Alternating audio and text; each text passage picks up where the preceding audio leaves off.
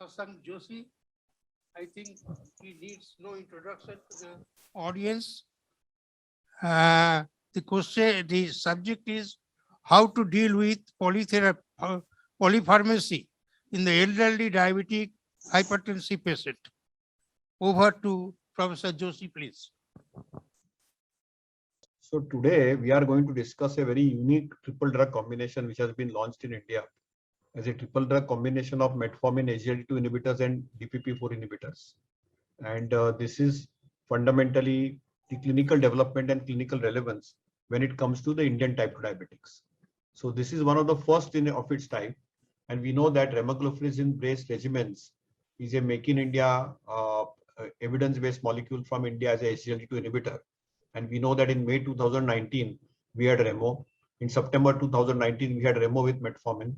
In December 2020, we had Remo with vildagliptin. The journey went on. And we all know the typical slide of hit hard, hit early. This is a slide which elegantly tells you that early triple drug regimen provides us an opportunity for an early glycemic burden which is reduced very quick and fast. So obviously, what is the synergy of this triple combination? If you use metformin, it's the first line agent. It has high efficacy, very safe and CV mortality reduction. We know SGLT2 inhibitors have insulin independent action, weight and blood pressure reduction, cardiorenal protection, as well as very low hypoglycemic risk. And gliptins are glucose dependent insulin secretion, very good safety results, weight neutral with low glycemic variability. So obviously, when we combine metformin, SGLT2 inhibitors like remagliflozin and DPP4 inhibitor like vildagliptin, it is an ideal solution for type 2 Indian diabetic patients. And therefore, in September 2021, a triple combination of metformin, remagliflozin and vildagliptin was launched in India. So obviously, whenever we launch a fixed dose combination, we need to see the pharmacokinetics and pharmacodynamics. We need to understand that there have been a lot of data on the pharmacokinetics of Remo-Vilda combination, Vilda-metformin combination, Remo-metformin combination, and the pharmacodynamic assessment done by the Forever study.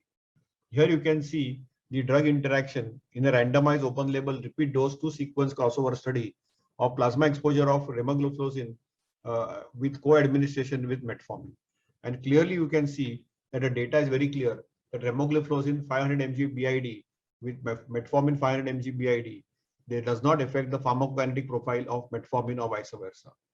Also in another study, which is again in a 3 treatment crossover bioequivalent study of vildagliptin 100 with metformin 1000, co-administration of vildagliptin and metformin in type 2 diabetic patients has minimal effects on pharmacokinetics of each drugs and not likely to be clinically relevant and can be co-administered with metformin any dose without any dose adjustment.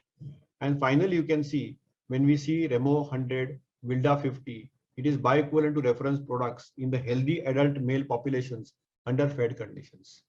And the Forever study is the phase 3 study of the fixed dose combination of Remo Vilda efficacy and tolerability, which is randomized, double dummy, double blind, parallel group multi-center from 23 sites in India, where the study drug Remo and Vilda in FDC compared head-to-head with Empalina, head-to-head for safety and efficacy in type 2 Indian diabetic patients.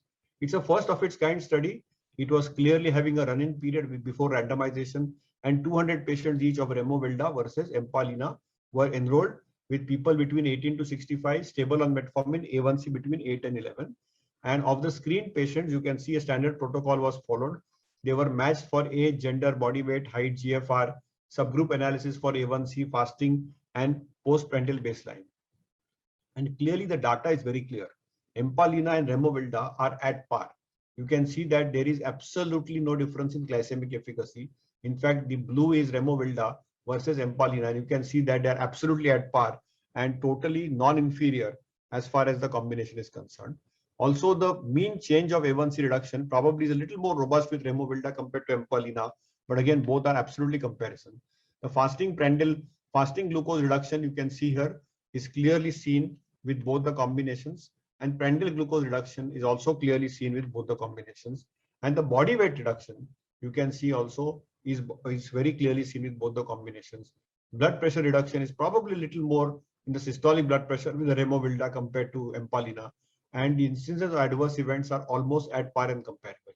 So you can see here hardly any adverse events which are seen with the combinations of hypoglycemia, urinary tract infections, as well as the mycotic genital infections. So clearly the 4-hour study head-to-head showed that a triple drug metformin, remo and vilda was observed and had an early and consistent glycemic reduction. There were clear extra glycemic benefits like weight and blood pressure reduction beyond glycemic control. The triple drug therapy did not have any additional safety red signal and offered no hypoglycemia. And all the findings were found comparable with the triple drug regimen of metformin, empirelina, and demonstrated head-to-head in a comparative trial. So obviously, there is a lot of relevance for triple drugs in management of Indian type 2 diabetic patients. And therefore, if you see the ABCDE for Indian diabetic patients, clearly we need adequate glycemic lowering. We need beta cell preservation with durability of treatment. We need to overcome clinical inertia and make India complication free. We need to diligence towards treatment and adherence. And we need ease and economical therapy or cost effective therapy.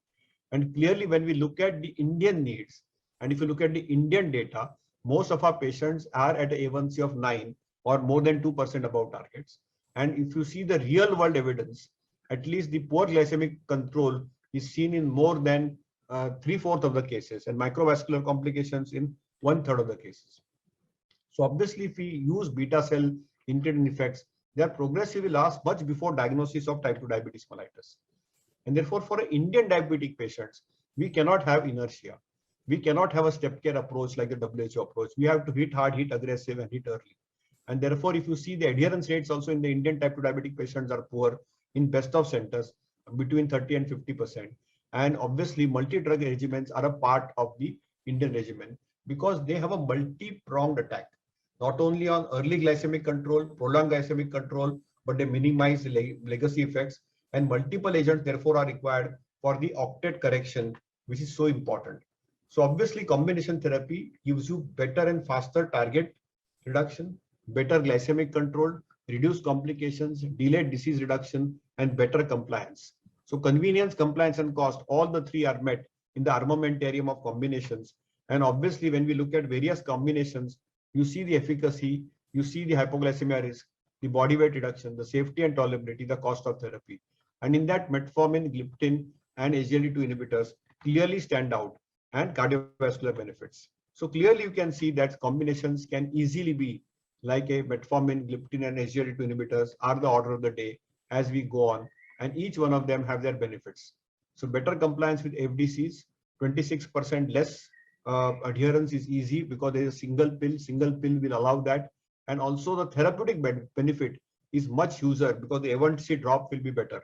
So obviously, when we look at the expert panel consensus, the fixed dose combination in management of type 2 diabetes, clearly we can see that the FDCs, double or triple, improve patient adherence, reduce costs, and improve glycemia.